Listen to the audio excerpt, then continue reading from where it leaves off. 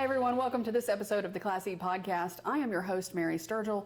This is the podcast that is created through a partnership between the Hill Institute for Innovation and Entrepreneurship and the Communication Studies Department here at Furman University. And we are right in the middle of a very special kind of summer season, if you will, of the Class E podcast, where we're having current students and not so recent graduates, well, some recent graduates, 4 years ago, is that right? Yeah, 4 years ago, so recent graduates who are entrepreneurs in their own right. And so our special guest today is Nathaniel Desantis. Nathaniel, welcome back. Thank you for having me back on again. Yeah. For those of you who don't know, this is my second time on the podcast. Yeah, so I had Nathaniel on, 2 years ago? Right when you started? Like a year and a half, 2 years ago. Yeah, so at that time you were running Amalfi Media. Correct. And Amalfi Media has gone through several iterations since our conversation. And so I'm excited to kind of catch up with you and learn about the growth of what's happened since then. So to tell everyone, go watch or listen. Actually, it's listen to at that point because we didn't have our YouTube channel yet. So go listen to that podcast with Nathaniel about Amalfi Media, because I want you to see how much his company's grown from then to now. It's crazy. It's changed. And in a pandemic. Yeah, well, that's probably part of it. Yeah. It truly has changed. So give everyone a brief description of what the first iteration was. Like Amalfi Media? Mm-hmm. Okay, so Amalfi Media was just a digital media company. The whole point was we would make our own podcasts, and it was primarily podcasts. I think we had one YouTube. It was a cooking your show. mom had a YouTube channel. Yeah, exactly. Yeah. We would make our own content and put it out there, and the goal was to monetize those podcasts. Mm-hmm. So that was like V1 of the company. And it was going pretty well, but as I think I discussed on the previous episode I was on, I quit my manufacturing job to do that. Right. And it got to a point where I was like, okay, I need to make money. Right. Like, I need to survive. Like everybody thought you were crazy when you said, I'm leaving this job after a year and I'm starting this company. Yeah. Right. And like the shows that we were producing were growing very well, but the writing was on the wall that it would take maybe 2-3 years for it to get to a point where I could sustain myself and all the hosts that were doing the shows, which kind of led to V2 of the company, which is it fine to go into that now? Or Yeah, okay. Absolutely. So V2 was the Greenville Podcast Company, because what happened was at the end of Amalfi Media, I closed Amalfi Media LLC, so that legally it's no longer an entity anymore. I asked what did I do well and what did I not do well, and we would always get compliments on our production work. People would always say, like, that sounds really professional. You guys have great productions, and listen to his voice, everybody. Oh my goodness, okay. It helps. Good genetics, I guess. Yeah. So the production value was really good, and people would always compliment us on that. So I said, well, we'll work on just being a production company, specifically focused on podcasts. And again, like I said, I focused on what I did wrong as well. Right. And a lot of it was, I think, when new entrepreneurs, especially young ones, because I was like 21, 22 when I started, no, 22, 23 when I started. Young entrepreneurs, I think they have this idea like, oh, like it's just gonna like be huge and it's gonna blow up and it's gonna be, exactly. It's gonna be this huge thing. So I took a step back and I didn't focus on like names or anything. I said, we'll just call it the Greenville Podcast Company to start with, and we'll produce, and let's just see. Let's see if we get any clients. Eventually we did get clients. So that turned into us producing content, specifically podcasts, for nonprofits, like Greater Good Greenville is one really good example. They have a podcast called Simple Civics Greenville County. But then we do things for larger corporations like Johnson & Johnson. So we're really hitting kind of like the companies and using it as PR and marketing for them. Yeah. And it got to a point where a month ago, so this is like fresh, we decided to change it to Podcast Studio X. Because and how did that change come about? So we kind of, again, I started the Greenville Podcast Company right after Amalfi Media shut down, and I said, I'm not gonna go in thinking this is gonna be huge. Right. Just gonna keep it local to start with. And it has grown really well. And the problem we're running into is that people outside of Greenville are like, why would I use the Greenville Podcast Company? Oh, right. And a big emphasis of ours is on remote production. So we only have 2 clients that we actually go to in their office. Right.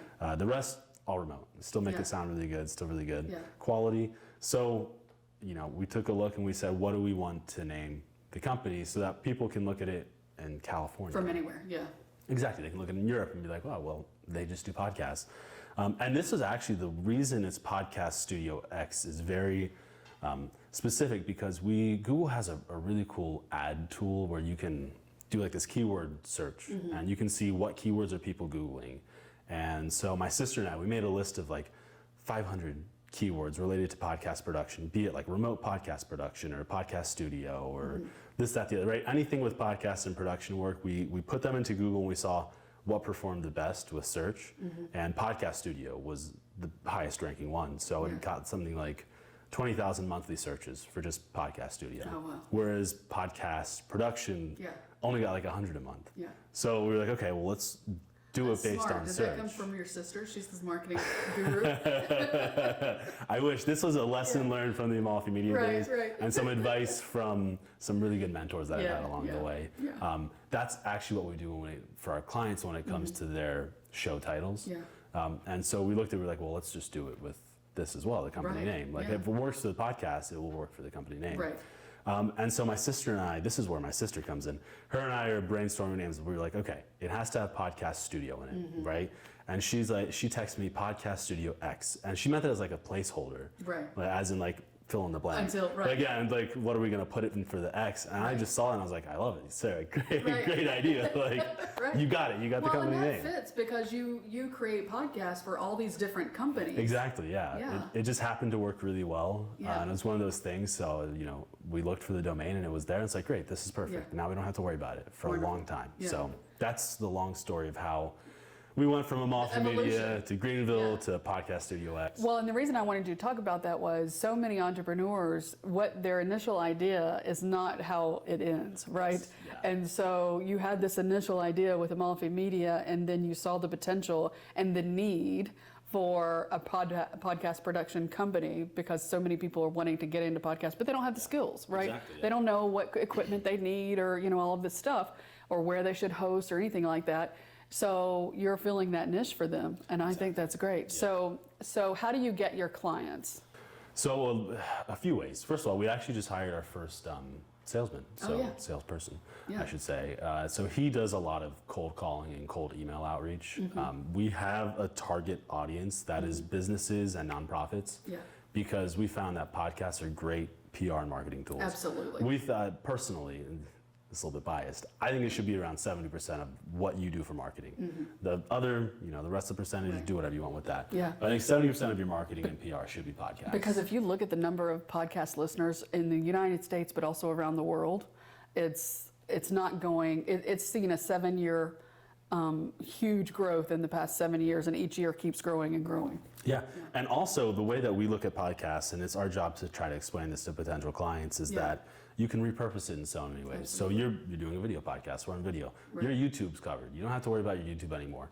Using that video, you can now chop that into clips, and now your Instagram, your TikTok, your Twitter, your YouTube Shorts, your Facebook, it's all covered.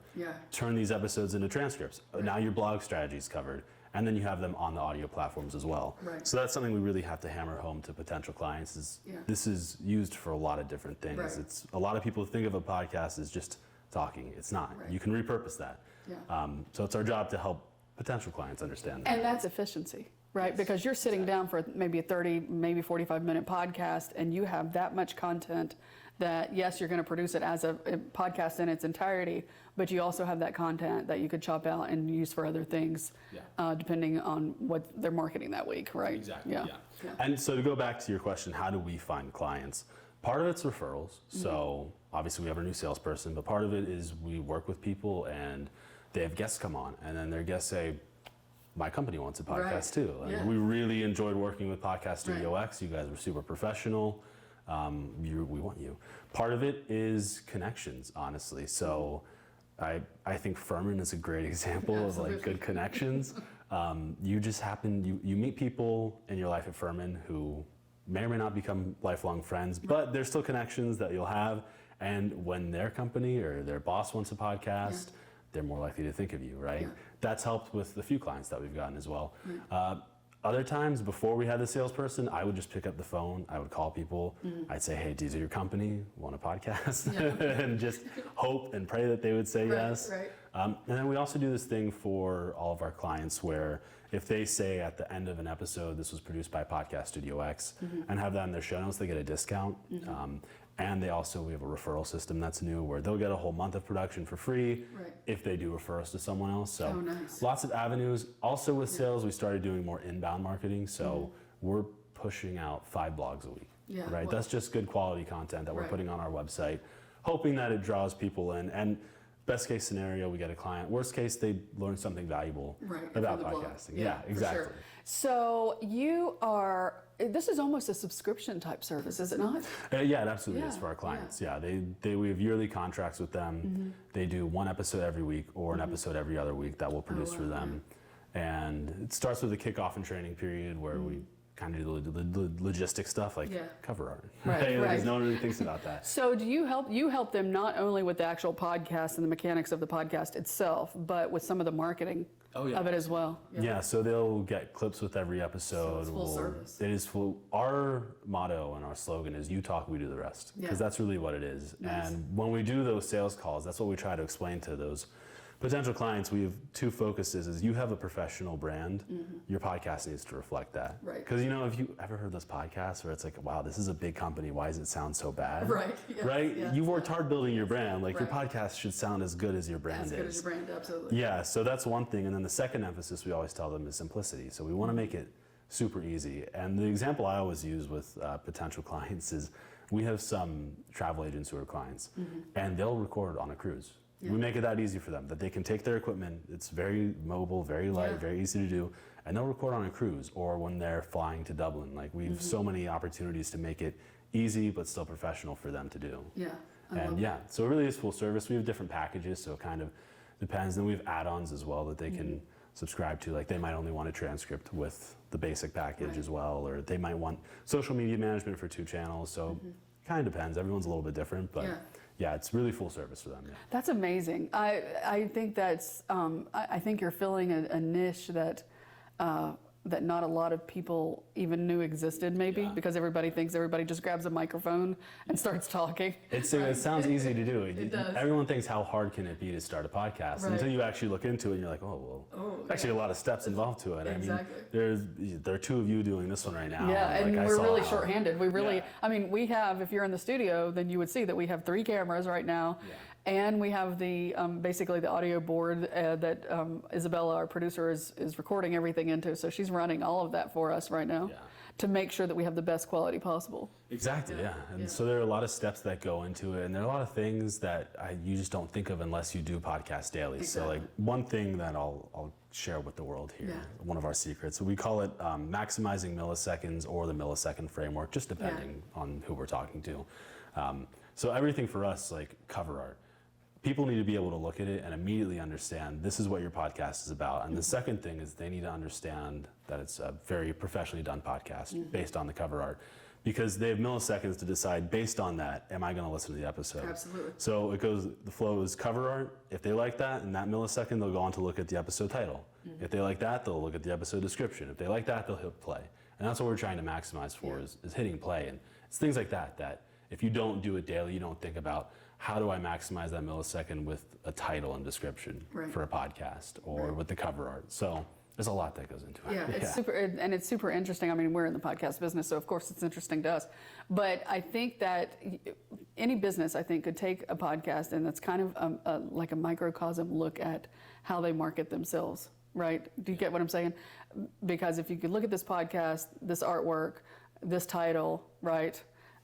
This kind of promo paragraph that we put with all of our podcasts, and did that lead this many people to actually listen to the podcast? How long did they listen to the podcast?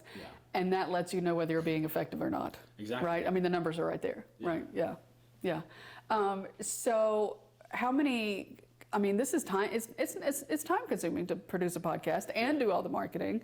I know you have your sister working with the marketing. She's an expert in that area. You're the expert podcaster. Yes. And then you just hired a salesperson. Is it still just the 3 of you, or are you? Well, we also have an intern from Furman. Oh, yeah. And then we have another intern as well. So the Furman intern, she does marketing, so she's helping out with that. Yeah. And then the other intern just graduated from high school. I mentored him during a senior project he had to do. Yeah.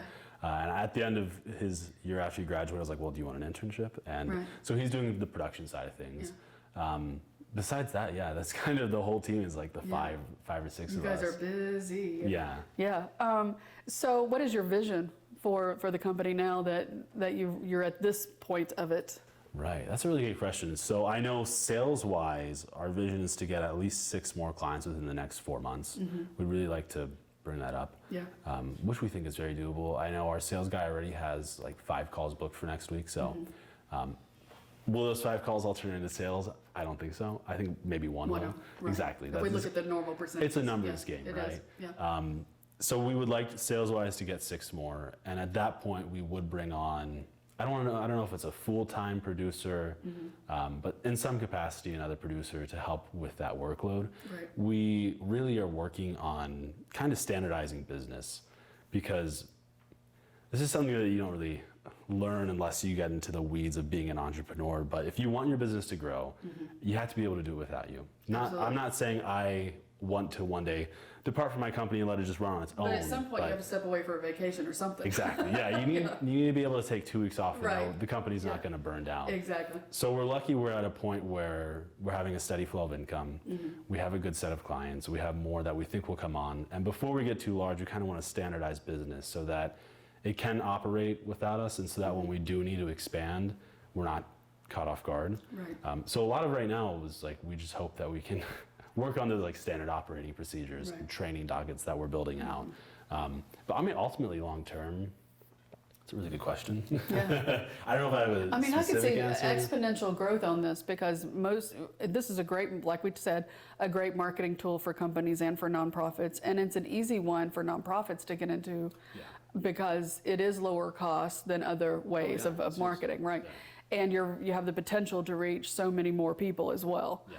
Than if you were just to, get a PSA spot on the local news. Right? Yeah, and then you can do it from your couch if you wanted to with us. So that makes it easy. I would say long term, I think we want to branch out still within the podcast industry, but we kind of have our own network built in now, right? Yeah. The more podcast clients that we get, the more attractive we are to advertisers. Absolutely. And we can bundle all of our podcasts together and offer those hosts advertising opportunities. So I know that's something we want to get into. Yeah. Obviously getting more clients. And just kind of expanding the company, getting more. I know it'd be great if we could get like 100 clients one day and produce 100 podcasts. Yeah. And I do think there's part of our strategy that does involve doing some original content again. So throw back to like Amalfi Media. Amalfi, yeah.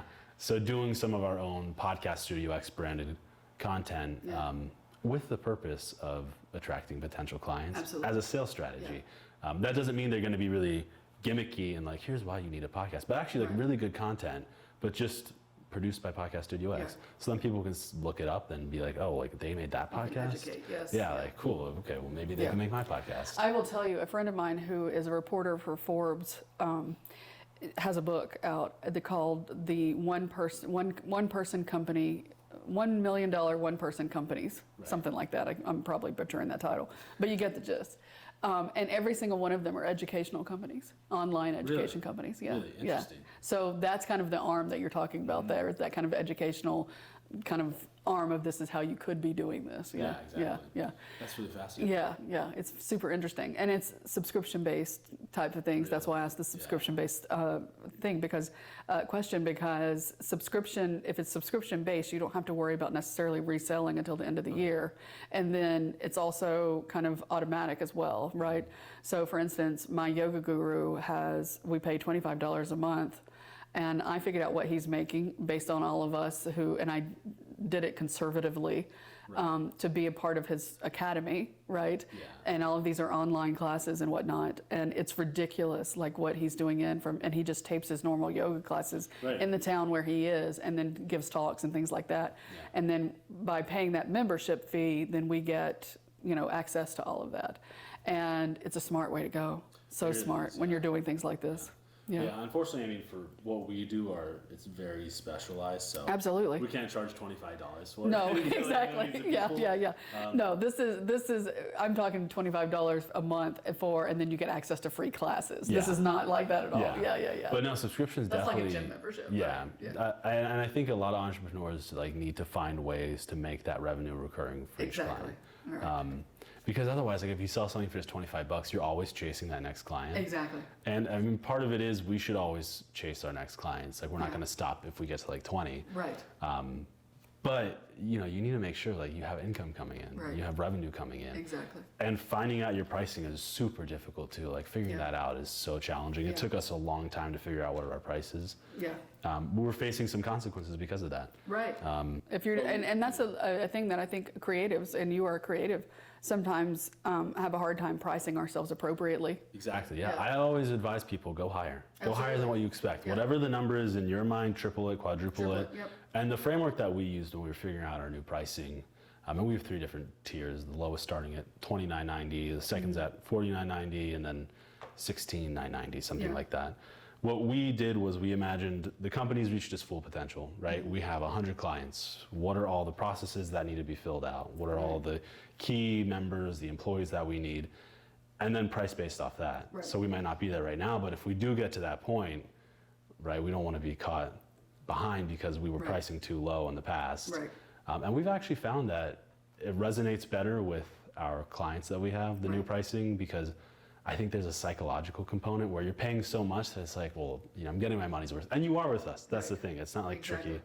And here's the thing, the numbers show, right? The numbers are going to show whether that's worth it or not, right? Exactly. And so, it's not, I'm throwing this money at this, wild marketing scheme, and I have no way to measure whether it's working or not, right? You do with podcasting for sure. What's been the most rewarding part of starting this company or going through this iteration? The most rewarding part, that is a great question. I find it very rewarding to do things in the local community. So we have a lot of nonprofits from Greenville that we work with. Yeah, I love that. That is really cool to see the impact. I mean, one of our nonprofits is about local civics, like the podcast that they make, Right. about local civics. Not many people get like too jazzed when you hear Right, the word civics. Yeah, exactly. Like, that's not too like enthusiastic a genre. Yeah. Yet we've reached 70,000 people. I think we just surpassed that the other day. Yeah. And that's really cool. That's To know amazing. people are Yeah. having an impact from a local civics podcast Yeah. that brings elected officials on and people Yeah. like local leaders, things like that. So having an impact in Greenville, because I've lived here 18 years now, has been really cool. I always wanted to be involved in Greenville somehow. Right. So to do that is awesome. It's very rewarding to meet all these cool people we interview also. That's something, I mean, you have like, let's say we're at like 7 clients and they each do a podcast a week. That's a lot of people you're meeting every week. Absolutely. If they're all guest-based podcasts. Right. That's a lot of people. Some of them are very cool people. Some are Some are very not. interesting people. Right. Yeah. Some are like trying to pull teeth, trying to pull information out, but yeah. And I would say the failure aspect has been very rewarding because it's no one likes to fail. No, it makes you better at your job. Exactly. Yeah. If you can learn from your failure, though, that's really cool. And Absolutely. I'll be the first to admit I fail a lot. I still fail regularly. We all do, yeah. Exactly. Yeah. And the sooner you can learn from your failure, Yeah. like what I was saying when it switched from Amalfi Media to the Greenville Podcast Company and then Podcast Studio X, the sooner you can learn from that, I mean, the better you will be, your business will be. So Right. I found a lot of reward in the failure. Yeah. And also just, the fact that we're actually bringing money in has been very rewarding. Yes. The fact that, a business model that works. Like Yeah. it's something that sounds really silly, but it's very rewarding Yeah. to have a company that's actually doing things and hiring people and bringing interns in and expanding. Yeah, So. and listeners, I hope you, and those of you watching on YouTube, I hope you you get that from this conversation. Is that I think you're such a good representation of what entrepreneurs go through sometimes. Is you have this idea for this company, and then you pivot based on what you're learning, what you're discovering, and you keep pivoting until you come to the iteration that actually begins to make you money and begins to be profitable, and that's where you are right now. Yeah, and I think a lot of people quit early. I think they do a lot too. of people quit at that Amalfi Media phase. Exactly. You hit your first failure and you say, Yeah. well, I guess I am a failure of an entrepreneur. If you look at, I'm sure, I think a lot of people would love to be Steve Jobs or Zucker Right. or Bill Gates, where your first thing is going to be a hit. But if you look at, I think the founder of Starbucks is a great example. I can't remember his name, Schwartz maybe, something like that. It took him like 10 times Yes. to be successful, 10 times of failing and trying Right. and failing and trying Yeah. until he got something that worked. Yeah. I mean, you have to be willing to do that 10 times. Yeah. Absolutely. And then maybe still even failing that 10th time. Yeah. You know, there's no guarantee. And still getting the naysayers on board. I think of Sarah Blakely with Spanx and all of the people who told her there's no room in this business for this. And of course they were men, and she's like, no, I swear there is. Right? I'm a woman. We need these, right? Yeah, I saw her post on it. Yeah, and so inspiring. it's super inspiring. So when you get to that point where you have to make that pivot, I agree. Most people, I won't say most, but many people kind of bail at that point, and they're like, okay, I've got to go get a real job, I have a family or whatever. But I think you're right. If you just keep learning from each little step of the way and do what you're doing, then you're going to see the fruit of your labor. And also, I think another big tip is to ground yourself in reality. Yeah. I was guilty of being, up here with my pie in the sky. Yeah. Sometimes, you don't have the $10 million angel investor with you. Right. And you might have to start small and build your way up to being your own $10 million angel investor. But, be grounded in reality. Yeah. That's a big, I wish I had told myself that Right. a long time ago. Right. I mean, great advice. Yeah. All right. One last piece of advice maybe that you have for our listeners. One last piece of advice. I would say, well, it depends. Is your target audience other entrepreneurs? Or just Other entrepreneurs, students who are thinking about becoming entrepreneurs, anyone who's thinking about beginning a small business? I would say that the most important thing at the end of the day is your ability to learn. Mm-hmm. Because no one teaches you Absolutely. how to run a business. Right. No one taught me personally how to produce podcasts. Yeah. No one teaches you half the things I do on a daily basis. So you have to have a willingness to learn. Yeah. Don't go into it thinking that you know it all. Yeah. I think that's going to set you up for failure more than anything else. I agree with that. Yeah. And learning is just super important. Learn from a variety of topics too. Don't just be so specific on your niche or your genre that you don't learn anything else. I think there's a lot of value in reading and studying other businesses. Like Absolutely. a good example, there's a great book called Bitter Brew. It's about the downfall of the Anheuser-Busch family. Mm-hmm. There are so many nuggets of wisdom you can learn by reading that. It has nothing to do with podcasting. Right. But it's just value and seeing how did they rise, how did they fall. Right. And so learn. Bitter Brew. I always love it when people give book suggestions to our audience. I love that. Another really good one, unrelated to business, but I think everyone should read, is My Early Life by Winston Churchill. Mm-hmm. One of the best authors I've ever read. So that's a really good one. And then the Leonardo da Vinci biography by Walter Isaacson. If we're going on to book reviews now, we can throw that out. We could do a whole book review a podcast.